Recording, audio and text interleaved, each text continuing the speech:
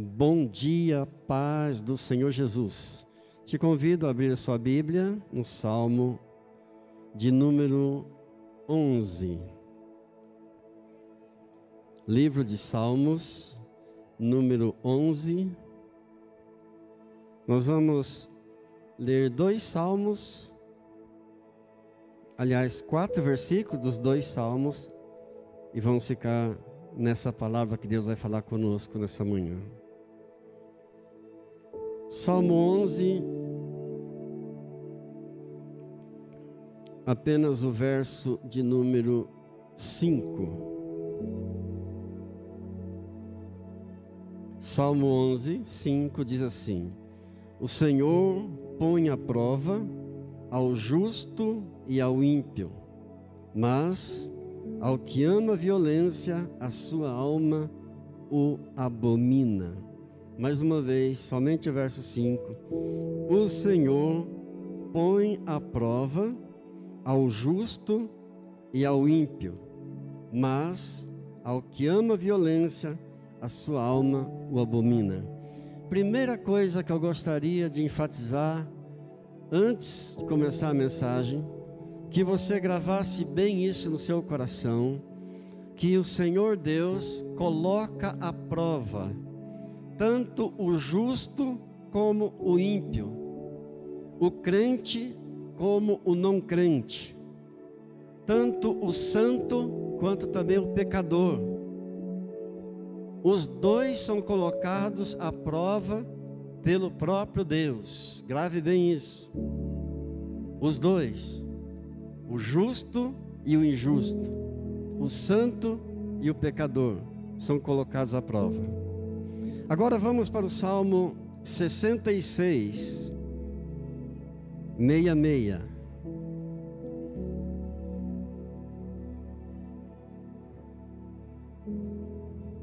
E esse será o texto básico da mensagem desta manhã. O Salmo 66, os versos 10, 11 e 12. Apenas esses 3 versículos. Salmo 66, 10, 11 e 12. Pois tu, ó Deus, nos provaste, acrisolaste-nos como se acrisola a prata. Tu nos deixaste cair na armadilha, oprimiste as nossas costas, fizeste que os homens cavalgassem sobre a nossa cabeça. Passamos pelo fogo e pela água, porém, afinal, nos trouxeste para um lugar espaçoso. Amém. Querido Deus, mais uma vez te pedimos, por favor, a iluminação do Teu Espírito Santo, ao nos expormos a Tua palavra. Ó Deus, fala com cada um, e nós tomaremos o cuidado de render a Ti somente toda a honra, toda a glória, todo o poder e todo o louvor, em nome de Jesus. Amém. Amém. Uma pergunta que é recorrente no meio cristão, uma pergunta que sempre é feita: por que é que Deus nos submete a duras provas, para somente depois então nos colocar em um lugar espaçoso, em um lugar de bênçãos, em um lugar de vitória? Você viu que Deus prova, Ele está dizendo que Ele prova tanto o justo quanto o ímpio também. E por que que às vezes Ele nos coloca em provas tão difíceis, duras provas, para depois nos levar a um lugar de vitória? Quem foi que disse que vida cristã é só mamãozinho com açúcar? Quem foi que disse que vida cristã é fácil? Se alguém disse para você que a vida cristã é uma coisa fácil, eu lamento informar que enganaram você. Acrisolaste-nos como se acrisola a prata. Acrisolar significa purificar. purificaste-nos como se purifica a prata. E eu quero deixar esse versículo 10 para mais para o final da mensagem. Eu vou começar a mensagem pelo versículo de número 11, que diz assim: Tu nos deixaste cair na armadilha, oprimiste as nossas costas. Deus nos põe em situações impossíveis de nós resolvermos. É o que esse versículo está dizendo. Tu nos deixaste cair na armadilha, oprimiste as nossas costas. A ideia aqui é de um passarinho que cai na arapuca, ou de um peixinho que cai na rede, ou de um animal que é preso, que cai numa rede. Deus verdadeiramente nos coloca em situações impossíveis de nós resolvermos. Não para Deus, não há impossível para Deus, mas Ele coloca a gente em situações que nós não conseguimos, se tornam impossíveis para nós. Veja, não é o diabo que põe. Deus nos coloca em situações impossíveis de resolvermos. Eu e você enfrentamos determinadas situações que nós não temos elementos para resolver. Nós não temos condições, nós não temos capacidade para resolver. Bem, aí você perguntaria, mas por que é que Deus faz isso? É uma boa pergunta. Em primeiro lugar, para nós reconhecermos a nossa limitação. Em primeiro lugar, o propósito de Deus é esse: para que eu possa reconhecer a minha limitação, quão limitado eu sou. Davi, quando escreveu o Salmo 40, no verso 17, ele diz assim: Eu sou pobre e necessitado, mas o Senhor cuida de mim. Será que Davi era um homem pobre? De jeito nenhum. Davi era um homem muito rico, tinha muito ouro, muita prata, muitos rebanhos. Mas quando ele diz, eu sou pobre e necessitado, Davi está reconhecendo a sua limitação. Eu e você, muitas vezes, somos colocados a provas impossíveis de resolvermos, para nós reconhecermos quão limitado nós somos. Segundo lugar, Deus faz isso para nos humilhar. Se você veio ao culto domingo passado, você vai se lembrar da mensagem. Nós pregamos uma mensagem lá em 1 Samuel, capítulo 4, quando Israel foi derrotado 2 vezes pelos filisteus. Na primeira derrota, os filisteus mataram 4.000 homens do exército de Israel, derrotou Israel, e os anciãos de Israel se reuniram e se perguntavam, por que é que nós perdemos essa guerra, se nós nunca perdemos?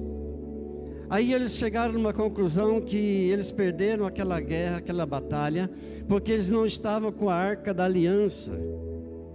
Então pediram, tragam a arca para nós lá de Siló, porque nós perdemos a guerra, porque a arca da aliança não estava conosco. E houve outra batalha, agora com a arca da aliança presente, e eles se alegraram muito com a presença da arca da aliança, e eles tinham certeza da vitória, mas os filisteus novamente derrotaram Israel, mataram 30.000 hebreus, e roubaram a arca da aliança, levaram embora, e até hoje nunca mais foi encontrada a arca da aliança. Então Israel se humilhou diante de Deus, se quebrantou diante de Deus, reconheceu a sua limitação. Queridos, é quando nós enfrentamos situações impossíveis que nós vemos quem nós somos. Nós só enxergamos quem verdadeiramente nós somos quando nós enfrentamos situações impossíveis de nós resolvermos. É aí então que nós nos humilhamos. É aí que nós reconhecemos nossas fraquezas, nossas limitações, e nós então nos quebrantamos. Deus permite a nós situações impossíveis de resolvermos, para que possamos reconhecer que Ele é o Deus Todo-Poderoso. Amém? Que o poder está nas mãos dEle, que todo o poder está nas mãos dEle, que todo o controle está nas mãos dEle, que toda a direção, o controle do universo, tudo está nas mãos dEle, toda a autoridade está nas mãos dEle. Por isso Ele permite a nós situações impossíveis de nós resolvermos. Você passa a conhecer quem você é de fato. Você se humilha, você se quebranta, porque o ser humano tem a tendência, queridos, de achar que ele pode todas as coisas. Isso é do ser humano, é inerente do ser humano. Ele achar que ele é o cara, que ele resolve tudo, que ele pode resolver todas as coisas. Então, quando acontece uma situação impossível da gente resolver, a gente reconhece quem a gente é, que nós não somos o tal, que não é pela nossa inteligência, que não é pela nossa capacidade, que nós não podemos resolver todas as coisas. Para isso Deus permite. Deus nos coloca à prova e nos coloca em situações impossíveis de nós resolvermos. Bem, essa foi a primeira prova. A segunda, a prova que vem no versículo 11: Tu nos deixaste cair na armadilha, oprimiste as nossas costas. Pensa que é fácil a vitória? Pensa que é fácil chegar no lugar espaçoso, como Ele promete aqui? Antes de chegarmos ao lugar espaçoso, e lugar espaçoso aqui significa o lugar da bênção, o lugar da vitória. Antes disso, temos tudo isso aqui. Oprimiste as nossas costas. A ideia é de um fardo muito pesado colocado em nossas costas. O que é que um fardo pesado nas costas de um homem causa? Ele causa uma pressão muito forte. Existem aqueles profissionais que descarregam caminhões, são profissionais que conseguem carregar sacos de 60 quilos. Quando aquele saco é colocado nas costas do homem, aquilo faz uma pressão terrível e exige dele muita força para ele suportar então aquele fardo pesado. Querido, deixa eu dizer uma coisa para você: é impossível para o cristão conhecer o poder sem sofrer a pressão primeiro. Vou repetir: é impossível o cristão experimentar o poder, conhecer o poder, sem conhecer a pressão primeiro. Quanto mais poder, mais pressão. Ou seja, Deus vai permitir uma pressão sobre você, mas fique tranquilo, Deus vai permitir uma pressão sobre você dentro do limite da tua capacidade. 1 Coríntios, capítulo 10, verso 13. A Bíblia diz assim: Deus é fiel e não permitirá que sejamos tentados além das nossas forças. Pelo contrário, juntamente com a tentação, Ele nos proverá o livramento. Ele é fiel, não vai permitir uma pressão maior que você não consiga suportar. Eu não sei quantos conhecem uma locomotiva, aqueles trens movidos a caldeira. Não sei quantos conhecem uma caldeira de um trem, de uma locomotiva. Para o trem andar, a caldeira recebe uma pressão muito forte.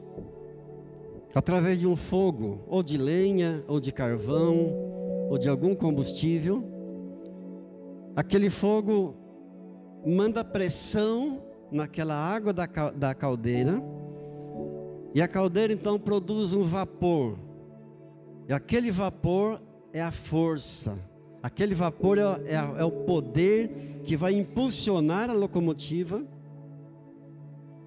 por causa da pressão que a caldeira recebeu. Se não houver pressão na caldeira, não vai haver vapor, não vai haver poder, a locomotiva não anda. Então, quanto mais pressão, mais vapor, mais poder para impulsionar a locomotiva. Assim somos nós. Assim somos nós também. O poder também virá na medida da tua estrutura. Assim como Deus não vai permitir uma pressão maior do que a tua estrutura, do que a tua capacidade de suportar, o poder dele também virá sobre você na medida da tua estrutura, virá sobre a tua vida no limite que você suporta.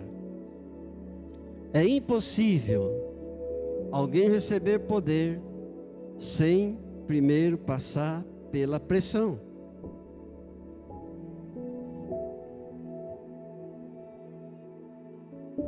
E muitas vezes a pressão é muita pressão.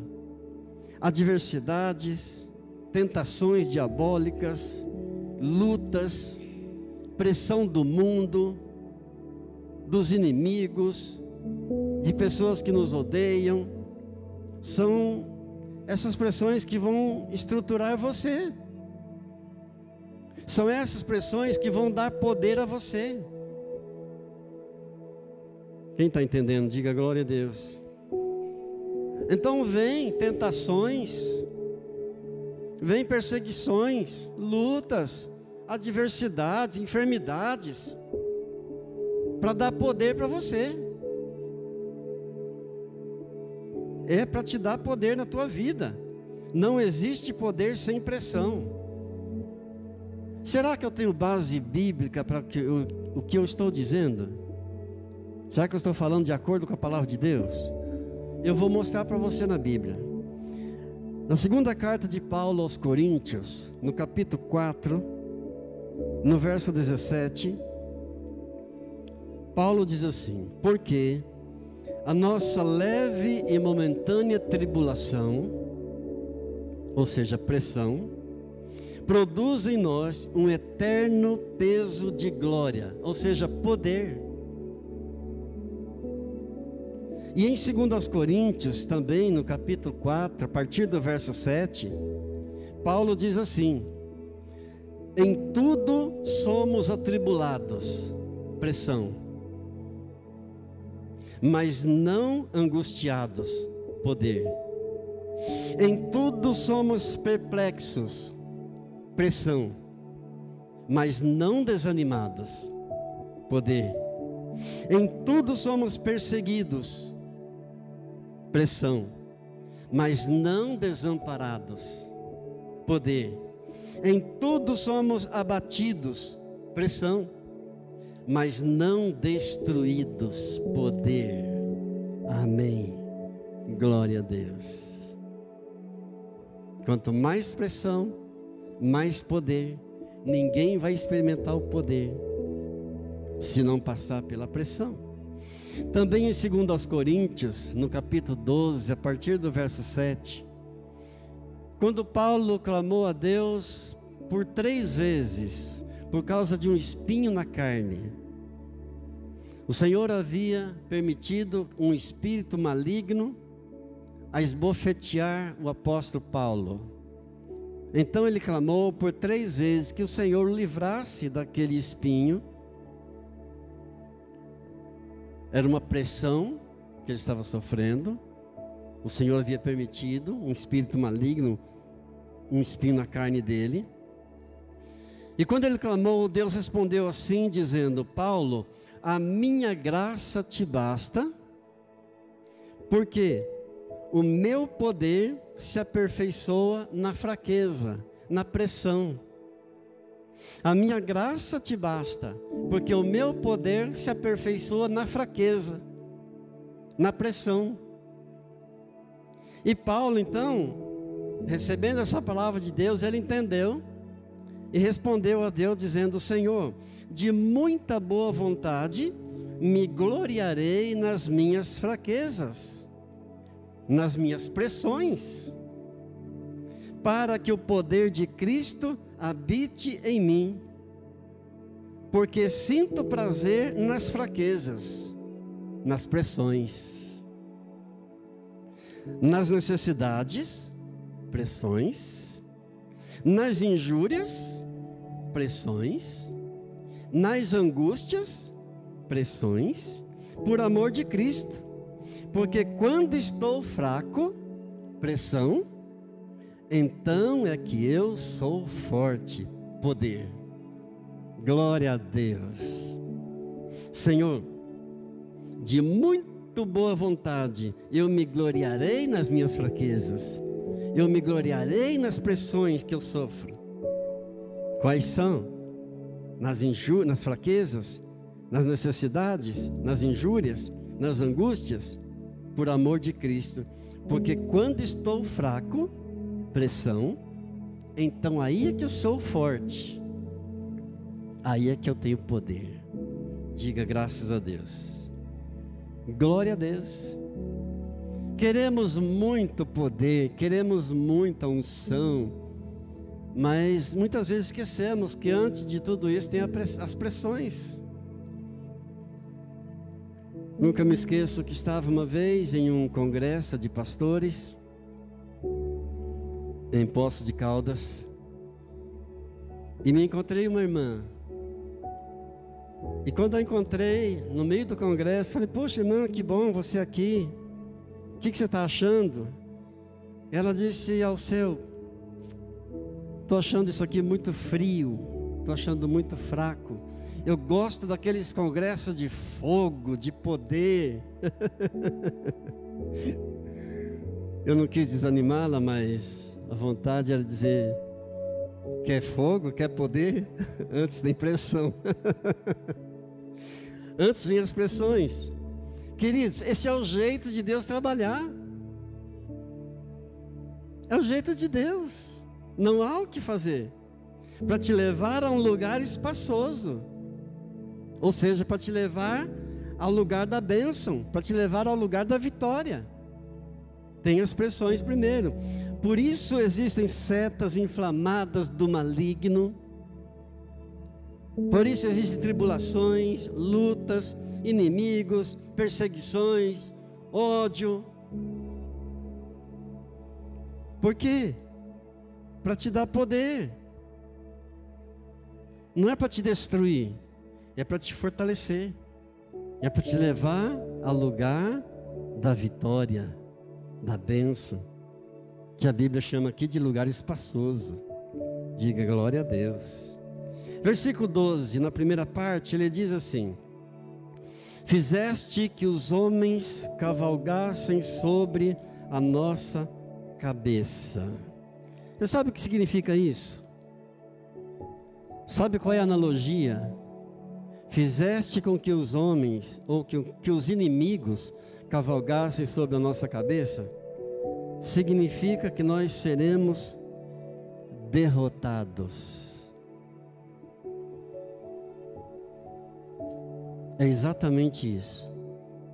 Sofreremos derrotas. Passamos por derrotas. Até o pastor mais fiel, até o crente mais fiel do mundo, passamos por derrotas em muitas áreas da nossa vida. Mas eu disse que passamos por derrotas, nós não ficamos nas derrotas. Amém? Uma coisa é você sofrer derrotas, você passar por derrotas. Outra coisa é a pessoa viver derrotado. Não é disso que eu estou falando. Nós passamos por derrotas em muitas áreas da nossa vida, muitas vezes. Quem é que nunca passou? Se você nunca passou derrota nenhuma, se prepare, você vai passar. Se você já passou por derrotas, dê glórias a Deus. Dê glórias a Deus por elas. Por quê? É uma outra pergunta. Por que é que Deus nos faz passar por derrotas? Por que é que Deus permite a gente passar por derrota? Primeiro, para um autoexame. Em primeiro lugar, para autoexame. Para você analisar-se a si mesmo. Você parar, olhar para a tua vida e se perguntar, mas o que eu estou passando? O que está acontecendo comigo? Por que eu estou passando tudo isso? Quando vem derrotas, em primeiro lugar, é para autoexame mesmo. Em segundo lugar, derrotas acontecem, são permitidas por Deus para nos dar aprendizados. Nós aprendemos com as derrotas. A próxima derrota, a próxima situação que vier, você já saberá como agir. Você já foi derrotado uma vez, então você aprendeu. Nas próximas vezes você já saberá como agir naquela determinada área onde você foi derrotada. Agora, convenhamos, inadmissível alguém ser derrotado muitas vezes na mesma área, na mesma situação. Aí não. Foi derrotado uma vez, aprendeu, e a derrota vai te dar experiência para você passar experiência para outras pessoas. E não ser derrotado mais naquela área, naquela situação, para você poder crescer. É para o nosso crescimento, queridos, é o jeito de Deus, para nos abençoar, para nos crescer, para nos levar à vitória. Glória a Deus. A parte B do verso 12 está dizendo assim: passamos pelo fogo e pela água. O fogo e a água aqui simbolizam tribulações, lutas. Água na Bíblia também é sinônimo de dificuldades. Passamos pelo fogo e pela água. Fala de adversidades, fala de lutas que todos nós enfrentamos nessa vida. Todos nós passamos por lutas, por tribulações. Tanto na área familiar, no casamento, nos relacionamentos, na igreja, no ministério, na área profissional. Todos nós enfrentamos lutas, adversidade. E por que nós passamos por lutas, tanto na família, como no matrimônio, quanto no ministério, quanto no trabalho, na profissão? Por quê? Primeiro, para nós aprendermos a valorizar o nosso potencial. Para você dar valor ao seu potencial.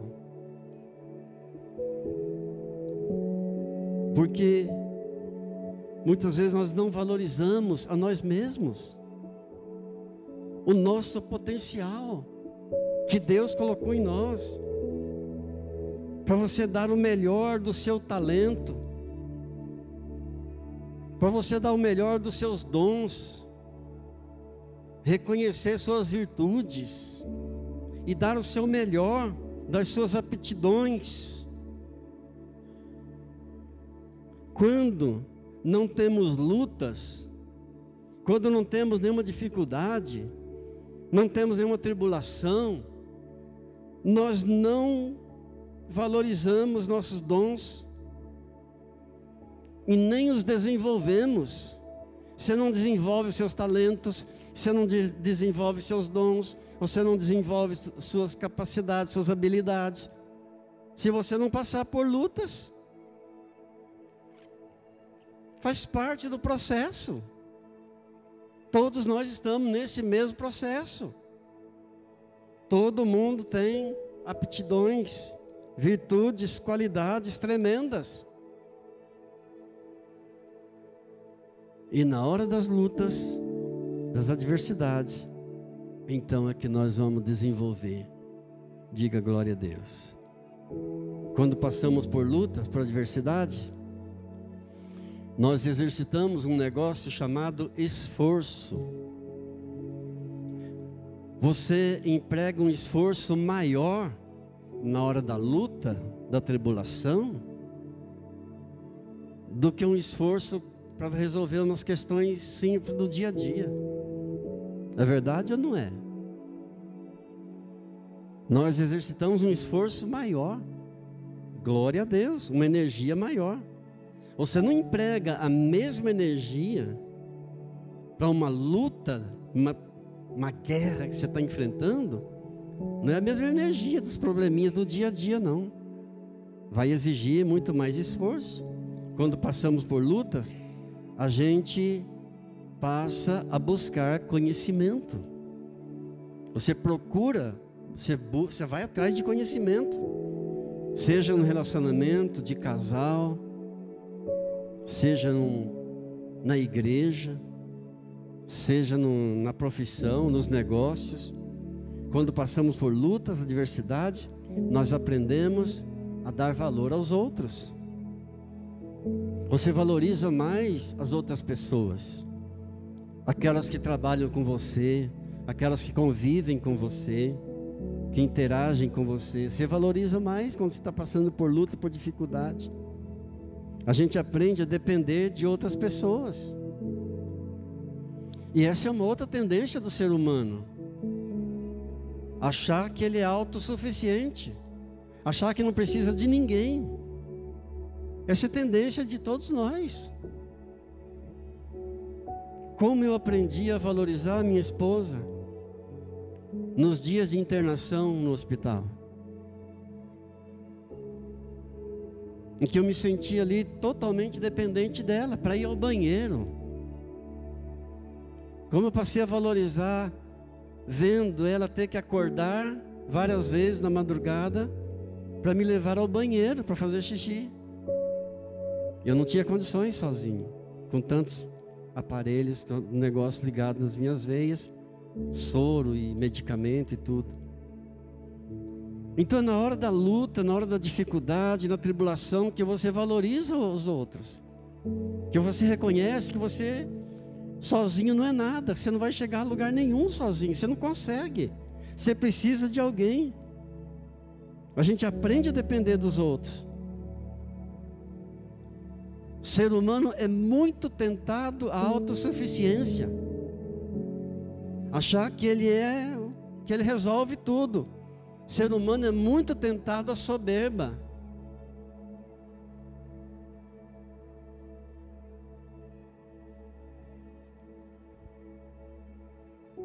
Somos tentados a achar que nós somos o cara, que eu sou o cara, que eu resolvo tudo. Nas lutas também, você fica mais cuidadoso, você fica mais zeloso, você fica mais vigilante. É bênção, queridos. As lutas, as tribulações são bênção para nós. Você fica mais cuidadoso no casamento, você fica mais zeloso no casamento, você fica mais vigilante no casamento, você fica mais cuidadoso nos filhos, você fica mais zeloso nos filhos, você fica mais vigilante nos filhos, você fica mais cuidadoso, mais zeloso, mais vigilante no trabalho, mais cuidadoso, mais zeloso, mais vigilante na igreja, nos relacionamentos. Você cresce, você aprende. tudo é treinamento de Deus para nos levar ao lugar da vitória. Amém? Tudo isso é treinamento de Deus para nos levar ao lugar da bênção. Bem, para finalizar, eu havia deixado o primeiro versículo que nós lemos para o final, e nós vamos para ele agora, o verso 10 do Salmo 66, que diz assim, o versículo 10: Pois tu, ó Deus, nos provaste e acrisolaste-nos como se acrisola a prata. Bem, em primeiro lugar, ele está aqui confirmando o Salmo 11, verso 5, onde diz que Deus coloca à prova o justo e o ímpio. Confirmado isso, ele diz: Tu, ó Deus, nos provaste, acrisolaste-nos ou purificaste-nos, depende de como está na sua versão. Purificaste-nos como se purifica a prata. Bem, você sabe o processo de purificar uma prata? Muitos já sabem que é através do fogo. O purificador pega uma peça de prata, coloca no fogo, fogo bem forte, mas ele não pode descuidar daquela prata que está ali no fogo. Ele fica sempre de olho naquela peça de prata que está ali no fogo. Por quê? Ele sabe que existe um tempo certinho para aquela peça de prata ficar no fogo, senão, se passar um pouquinho do tempo, o fogo destrói aquela peça de prata.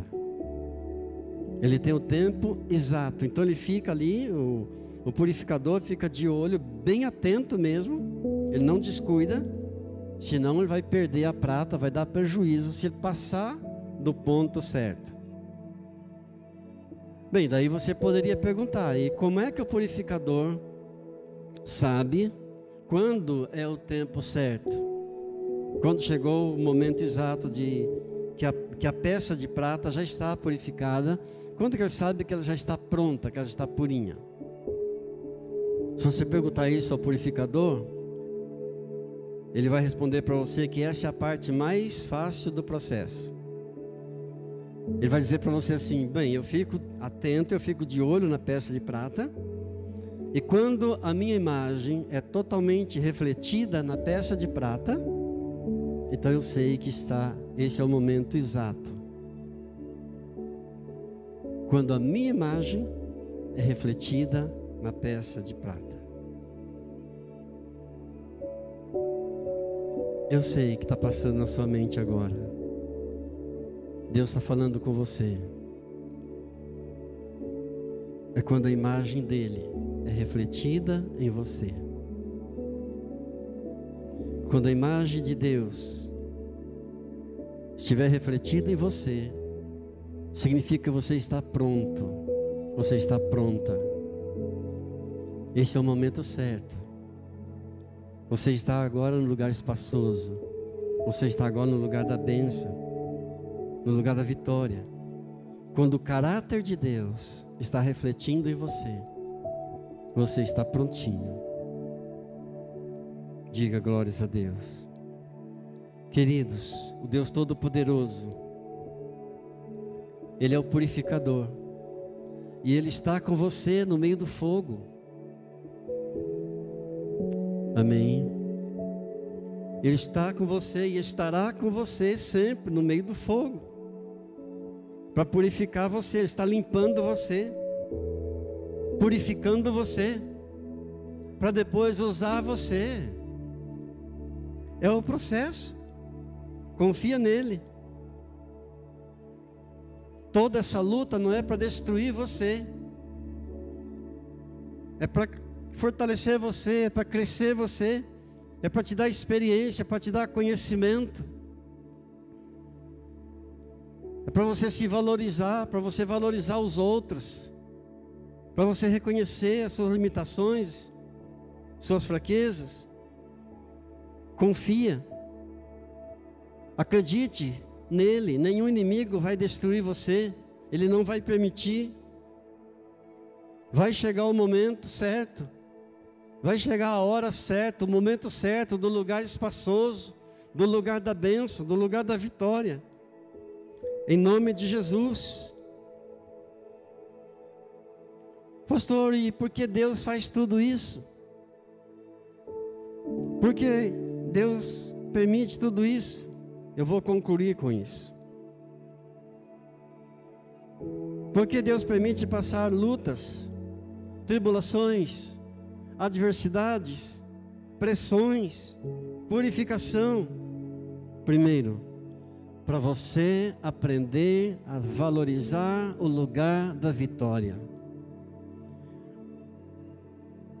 Porque muitas vezes nós não valorizamos.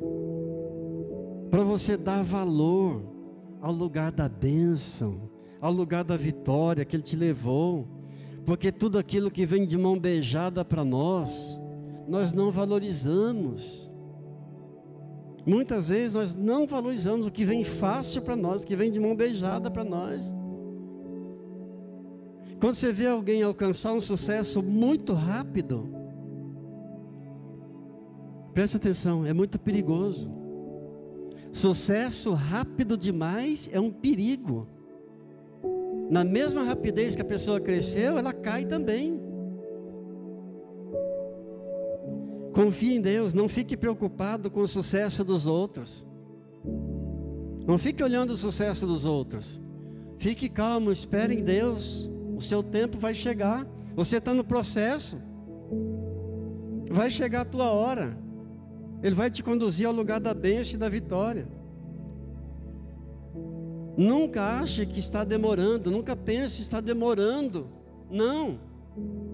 Está sendo do jeito de Deus, está sendo no tempo de Deus. Você está no processo. Não adianta subir de uma vez e cair. Para você dar valor ao lugar da bênção e para você usufruir também do lugar da bênção. Muitos não fazem isso. Muitos até chegam ao lugar da bênção e quando chegam não aproveitam, não usufruem. É para você valorizar e também desfrutar daquela bênção que Deus te deu. Quantos não aproveitam? Trabalham, nunca desfrutam da bênção que Deus deu. Não usufruem do lugar da bênção, da vitória. E Deus está olhando e dizendo: filho, você já passou na prova. Você já passou no teste, você já chegou lá. Eu já te coloquei no lugar da bênção. Tira proveito, descanse. Tempo de qualidade com a família, com os filhos. Aproveite, desfrute.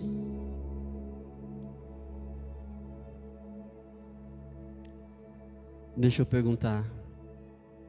Você já chegou no lugar da bênção, no lugar espaçoso da vitória? Desfrute, valorize e aproveite. Se você não chegou ainda, vai chegar. Vai chegar o teu momento. Você está no processo. E quando chegar, valorize e desfrute. Afinal, você não chegou lá com desonestidade. Você não derrubou ninguém para chegar lá. Você chegou com trabalho, com esforço, com dedicação, com sinceridade, com sacrifício. Você percorreu todo um caminho. Você passou por todo um processo. Você escreveu uma história. Você fez uma caminhada. E quando chegar lá, se você não chegou ainda, quando chegar, eu quero que você valorize e que você desfrute muito, que você aproveite do lugar da bênção que Deus te colocou. E nunca pense que foi você. Nunca pense que foi você que chegou. pelos seus méritos, pela sua capacidade ou pela sua inteligência. Não, foi Deus. Sempre será Deus. Foi o Senhor. Quem somos nós sem Deus? Não somos nada sem Ele. Mas com Ele, nós chegamos ao lugar espaçoso. Pois Tu, ó Deus, nos provaste. Acrisolaste-nos como se acrisola a prata. Tu nos deixaste cair na armadilha. Oprimiste as nossas costas. Fizeste que os homens cavalgassem sobre a nossa cabeça. Passamos pelo fogo e pela água. Porém, afinal, nos trouxeste para um lugar espaçoso. Lugar da bênção. Lugar da vitória. Que Deus te abençoe. Que Deus te abençoe no lugar da vitória. Que você reconheça que foi Deus, não foi você. Que você valorize o lugar espaçoso da bênção e você desfrute muito da bênção que Deus te deu. E que você e toda a sua família possam ir para o céu, em nome de Jesus. Curvemos nossas cabeças em oração ao nosso Deus. Oh Deus querido, oh Deus bendito, oh amado da nossa alma, como nós te amamos. Graças te damos pela tua palavra, Senhor, que é perfeita, que refrigera a nossa alma, que tem nos ensinado tanto, que tem nos fortalecido. Ah, Deus querido, como temos aprendido com a tua palavra, como o Senhor é bom, como o Senhor é maravilhoso, como o Senhor nos ama. Oh Deus querido, é o Senhor que dá sabedoria aos simples, porque os teus mandamentos são retos, são perfeitos e alegra o coração do homem. Teus mandamentos são puros, nos esclarece, alumia os nossos olhos. Oh Deus querido, teus mandamentos são desejáveis, muito mais do que o ouro, muito mais do que a prata. Senhor Deus e Pai, queremos guardar a tua palavra como o salmista fez. Guardei a tua palavra no meu coração para não pecar contra ti. Senhor Deus, muito obrigado, porque o Senhor tem desvendado os nossos olhos para que vejamos as maravilhas do Senhor. Nossos pensamentos não são os pensamentos do Senhor. Nosso tempo não é o tempo do Senhor. Oh Deus querido, muito obrigado por fazer parte desses que estão no processo do trabalhar do Senhor. Muito obrigado. Nos submetemos a Ti, ó Deus, completamente. E oramos para que a Tua vontade seja feita em nossas vidas. Faça-se, Senhor, a Tua vontade na minha vida, de um modo perfeito, ó Deus, como ela é perfeita lá no céu, ó Deus. Cumpra-se, ó Deus, os Teus planos na minha vida. Cumpra-se, ó Deus, os Teus propósitos. Que eu não saia, Senhor, dos Teus propósitos. Eu quero me alegrar, Senhor, cada dia em fazer a Tua vontade, em obedecer a Tua palavra. Ó Deus, guardando sempre a Tua lei no meu coração. Ensina-me, ó Deus, a fazer a Tua vontade. Ajuda-me, ó Deus, porque Tu és o meu Deus. Guia-me, Senhor, com Teu Santo Espírito. Conduza-me no caminho reto. Obrigado, Deus querido. Obrigado, Senhor. Não importa qual seja a vontade do Senhor, eu oro como o Senhor Jesus me ensinou a orar. Pai, não se faça a minha vontade, mas a Tua. E não importa qual seja ela, Deus. Eu sei que ela é boa, ela é perfeita, ela é agradável. Eu sei que o Senhor tem o melhor para a minha vida. Mesmo nos momentos de lutas, de tribulações, de adversidades, eu sei, Pai, que todas as coisas cooperam para o bem daqueles que amam o Senhor. A Ti damos toda a honra, toda a glória, todo o poder, todo o louvor, toda a nossa gratidão, e toda a nossa adoração, em nome de Jesus. Eu oro e abençoo cada dizimista fiel, cada ofertante fiel. Oh Deus, oro também pelos enfermos, pedindo, Pai, em nome de Jesus, a tua cura, aos que estão em tratamento, aos que passaram por cirurgia. Deus, estende a tua mão santa e poderosa, traz o teu bálsamo, o teu alívio, a tua cura, a restauração. Mas acima de tudo, Pai, eu te peço que cada uma dessas lutas, dificuldades que eles têm passado, sirvam para que eles vejam mais claramente o teu poder, o poder espiritual do Senhor sobre a vida deles, a graça, a misericórdia do Senhor, que é infinita, imensurável, e que cada um tenha um encontro real e verdadeiro com o Senhor. Essa é a maior necessidade do ser humano, Pai.